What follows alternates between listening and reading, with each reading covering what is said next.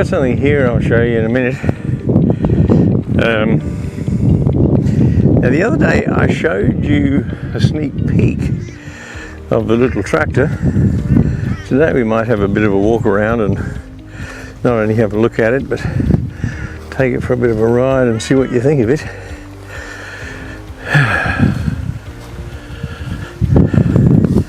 Another warm day despite it being breezy. Now look, this is what we've got. Footrests / foot pegs for the tractor, so I'll have a look at those in a minute.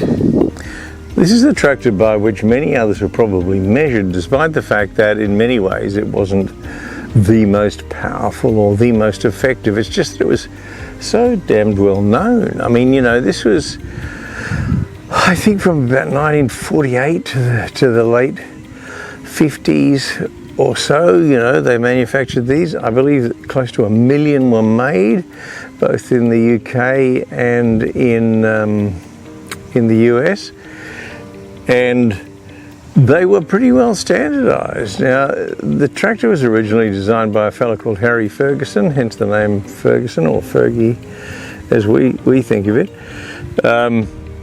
and it used pretty well just a couple of engines, and I believe this one is, and I guess I'll have to do a bit more research, but the same engine that ended up in the standard Vanguard. It's a standard engine, and they were either a 1900 or a 2.1 litre engine. I understand the same engine actually ended up in some of the early Triumph TR sports cars too. And I suppose it's a little like that remarkable engine that was in the early Jeeps called the Go Devil, which you can look up, but which were pretty well underpowered but over-engineered. And they were really designed to both last, to thrive, well, not necessarily thrive, but to survive, you know, on, I suppose, abuse and neglect, and equally also to have really good, you know, torque or low-down pulling power. And they didn't need to rev hard in order to produce a lot of power. When I say power, of course, obviously we have to keep in mind that we're really only talking 25 or so horsepower, and I think originally they were called the TE20 because they were categorized as a 20 horsepower tractor. Now that wasn't the true horsepower, it was just that how it was calculated based on engine size and such like for British registration purposes. Now there was a TEA20, a TED20, and also a TEF20. The TEA was pure petrol. The TED was a combination of either petrol and what they called TVO, or tractor vaporizing oil, and I'll talk about that in a minute. And then the TEF was a diesel, and I think that they used a little Perkins engine. Now this is a TED20. It was made in 1951, and the TED, as I said, was a dual fuel tractor where you could use both petrol and TVO, tractor vaporizing oil, which was kerosene, and presumably because kerosene was cheap. Now they wouldn't start, I got the ants on me again, they wouldn't start on kerosene, they'd start them on petrol, and then they'd switch over to the kerosene to run it, because presumably, like I said, it was cheaper to run on kerosene than it was petrol. Nowadays, of course, I don't think you can even buy kerosene in servos. You've got to go to the hardware and buy it in, you know, bottles or jars. And it's probably more expensive than petrol now, because petrol's fairly cheap. The only difference, as far as I know, between the TEA20 and the TED20 was two things. Now I could be wrong, but I think this is right, just two things. One is that the fuel tank was partitioned so that you had a small partition for petrol and then the rest of it for kero. And the second thing was a heat exchanger, because in order to vaporize the kero you needed to heat it, and so it started on petrol, and when the engine was warm you switched it over to kerosene, and the kero then was vaporized through this heat exchanger, and I'll show you those on this tractor. Because this is petrol only, it's had the TED20 petrol tank fitted, so there is no partition, but the other ones would have had two fillers for both kero and petrol. And the heat exchanger, since removed, would have fitted it through here, and that's what would have vaporized the kero in order to feed it into the carburetor to run the tractor. This carburetor is the original, or at least even if it's a replacement, it's the original equipment as fitted to these, which is a Zenith carburetor, which is I think a British made. I'll check that one and I'll put a little note up in the screen. And this one here, though I can't see any evidence of it, I can smell a little petrol, so I'm thinking that it's leaking, and I'm thinking that possibly what's happening is the float bowl here is probably not stopping properly and it's overflowing and therefore dripping out, and that may contribute to that rough running that we get with it as well. It has been converted to have an alternator rather than the original generator that would have been on it, and it is a 12-volt system with a 12-volt battery that sits right here. The air cleaner is, I believe, an oil bath, and we might pull the bottom of that off later on and just check, because it's pretty easy just to replace some with the intake back here, blocked by cobwebs. The other thing is cooling, and this here obviously is the radiator. It is a pressurized system. I can feel water, but it just feels a lot like just water and not coolant. So what we will do is drain it, and the radiator that is, and refill it with coolant. I can't say I know a heap about them, but I can tell you that it was Harry Ferguson who invented what we call the three-point linkage system, and I'll show you that. So the implements that are fastened to the back of the tractor are on these 3 points, one there, one on the other side, and then this top one here. And they're controlled by the hydraulics, which either lift or lower or tilt the whatever it is you put on there. So it might be, let's say for example, a slasher or a plough, or in this case just a carryall.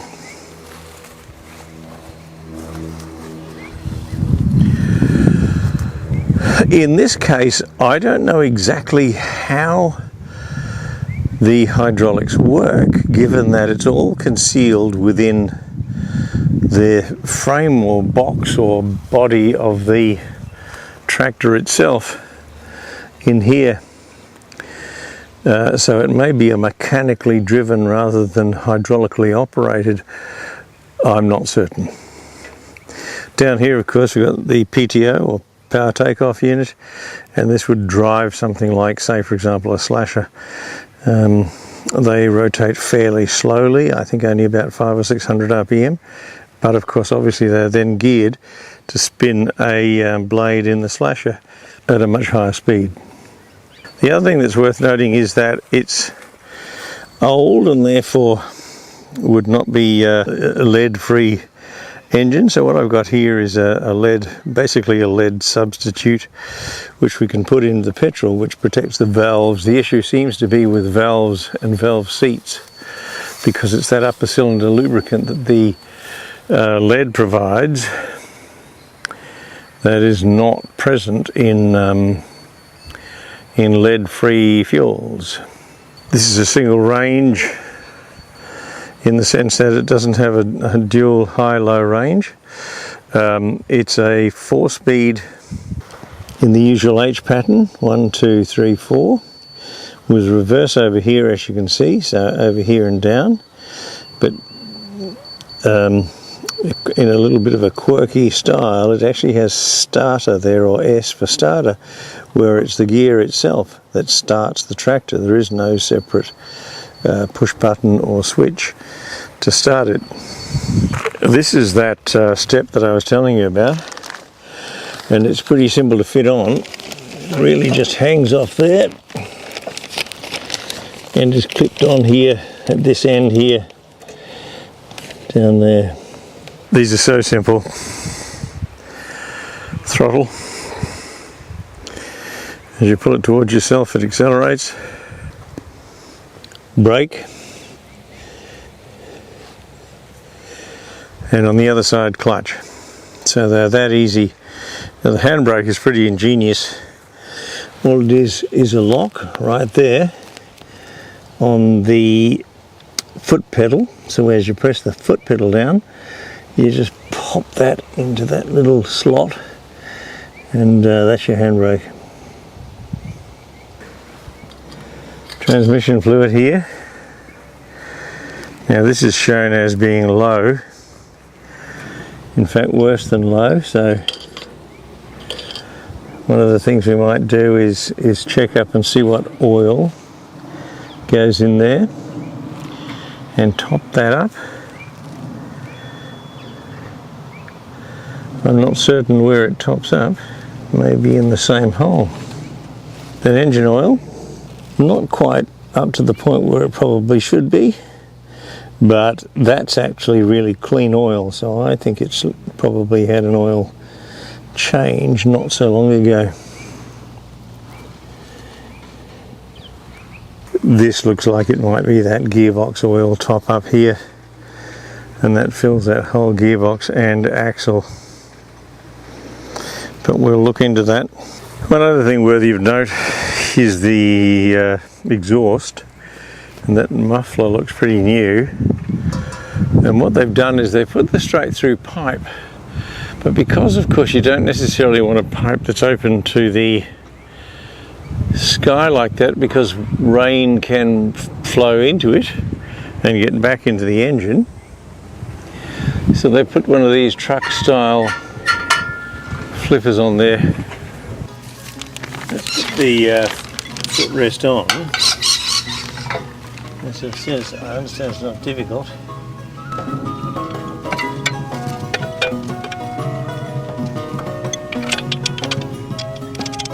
Yeah, I don't know exactly where it fastens at the back.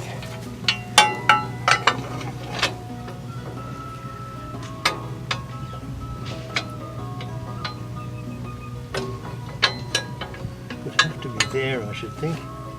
That makes sense. Anywhere else would be in the way.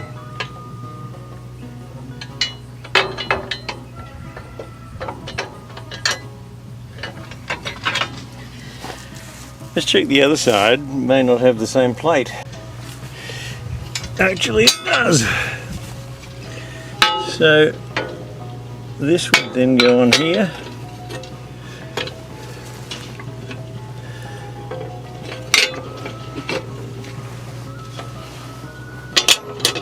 Going on there. So let's find a spanner for these.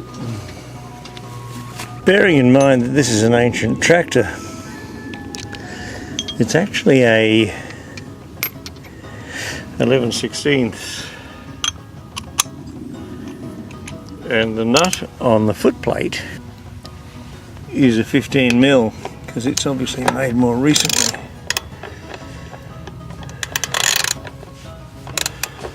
It's pretty loose.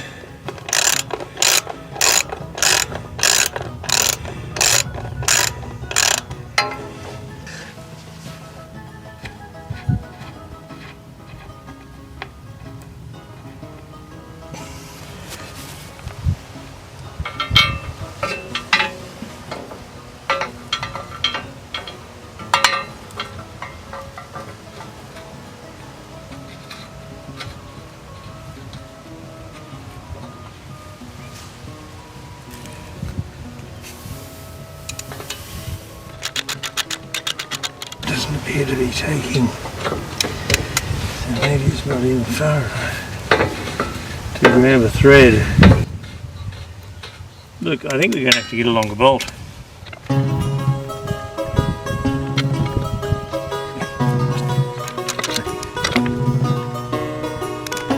Let's go without the foot pegs for now.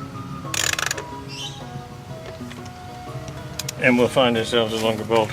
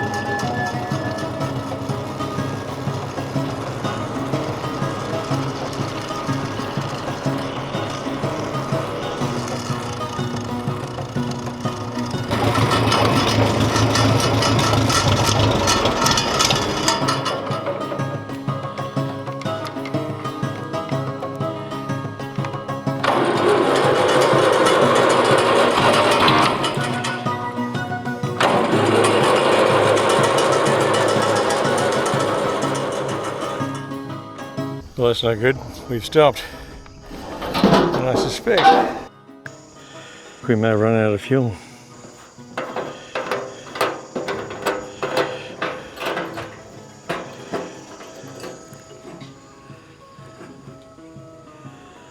That's pretty low. Let's top her up. Let's go and get some fuel, I think.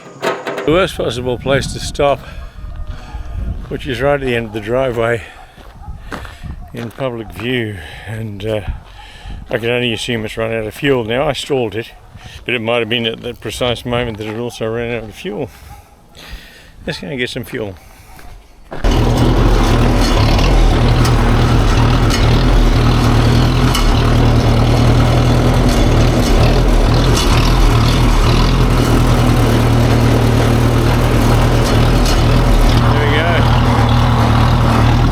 Just out of fuel, I think. Whatever, the top up for fuel fixed it.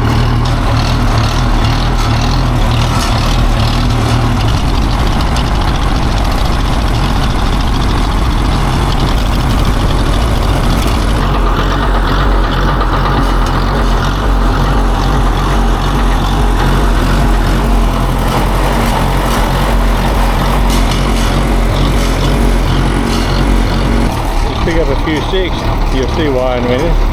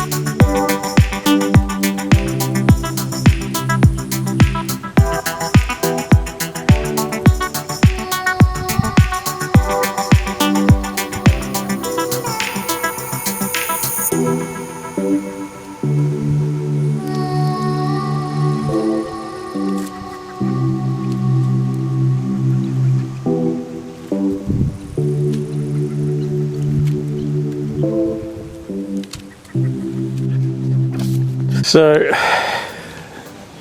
we need to do a bit of maintenance, you know, obviously topping up that oil in the transmission, and we may as well just drain it and then refill it. The engine oil looks okay, top it up, clean out that oil filter, sorry, the oil bath air filter. I think we will give the carb a strip and clean and replace some of the jets. You know, there could be a blockage. As you could see by the driving, it surges as if it's running a bit rich. It's quite intractable, which is not really a pun, but just that, you know, the clutch is savage. It's either off or it's on. It doesn't appear to be any point midway between where you're slipping it. And so I wonder if there's some kind of adjustment. The brakes work fine. It's just a matter of mastering them because it's all odd, you know, when you first drive a new vehicle, and especially one as rudimentary as that, it takes a bit of getting used to. And so, you know, I tended to either not apply the brakes or apply them savagely. And then that handbrake, which is that little ratchet I showed you, is fairly tricky. You've got to stoop down and see that you've actually engaged it. So there's a few things that I'd like to have a look at.